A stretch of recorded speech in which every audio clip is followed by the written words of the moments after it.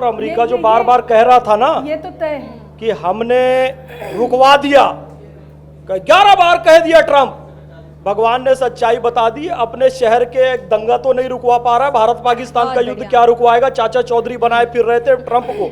अब मैं एक बात बताता हूं, सुनिए आदरणीय अनामिका जी, मेरा नाम मोहम्मद फैज खान है, मैं एक गो सेवक हूं, मैं एक समाज सेवी हूं, लेकिन मैं गो सेवा की बात करता हूं। मैं किसी राजनीतिक दल से नहीं हूं, मैं कहना यह चाह रहा हूं, मैं किसी राजनीतिक दल से नहीं हूं। मेरा नाम मोहम्मद फैज खान है, मैं एक गो सेवक हूं, मैं एक समाज सेवक हूं, मैं राम जी का भक्त हूं, मैं कृष्ण जी का भक्त हूं, मैं भारतीय संस्कृति की बात करता हूं, मैं देश की अजमत की बात करता हूं। तो अनामिका अंबर जी अपने आप समझ जाती हैं ये मोदी जी का होगा, ये भाजपा का होगा, क्योंकि देश की बात कर रहा है, ये भाजपा की 11 साल की उपलब्धि है।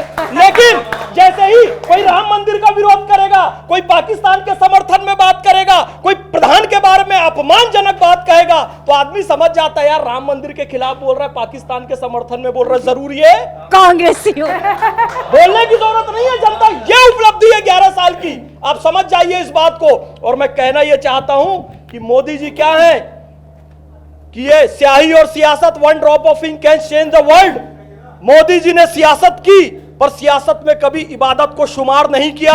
इसलिए जब इबादत की टोपी सियासत के मंच पर पहनाई गई तो उन्होंने उसे पहनने से इनकार कर दिया, क्योंकि इबादत का इस्तेमाल सियासत में नहीं करूंगा। और ये लोग थे कि 1 साल टोपी पहनकर जाते थे अफ्तार पार्टी में और 5 साल मुसलमानों को टोपी पहनाते थे। तब राहत इंदौरी जी ने कहा कि सियासत में जरूरी है रवादारी समझता है, वो रोजा तो नहीं रखता पर अफ्तारी समझता है। और अनामिका जी मैं कहना चाहूंगा कि आज विडंबना देखिए, राहुल गांधी से लेकर उसकी छोटी सी चूहिया तक, मैं नाम लेकर इस पवित्र मंच को अपवित्र नहीं करूंगा, जो पाकिस्तान के पोस्टर गर्ल बने हुए हैं, इस देश के जन को गाली देकर, इस देश के जनतंत्र को गाली देकर, इस जन के द्वारा चुने गए मुखिया को गाली देकर खुद को जन कवि कहते हैं, और जो देश के जन का सम्मान कर रहा है, जो देश के जनता के चुने हुए प्रधानमंत्री का सम्मान कर रहा है, उसको राजकवि कह रहे हैं। राजकवि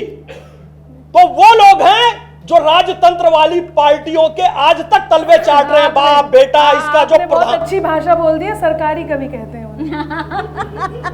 कहने वाले कहते रहे, ये दंश झेलती हूँ।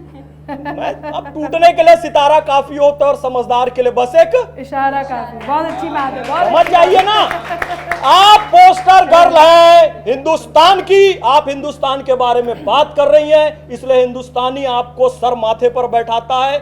आपका कमेंट बॉक्स देखिए, लिखा होता है भारत माता की जय, और वो पोस्टर गर्ल है पाकिस्तान की, पाकिस्तान वाले तारीफ करते हैं और भारत के लोग सब उसको गाली देते हैं। तो हमें उस पार्टी से कोई मतलब नहीं है 85 से लेकर आज तक विदेशियों के इशारे पर जो नाच रही है।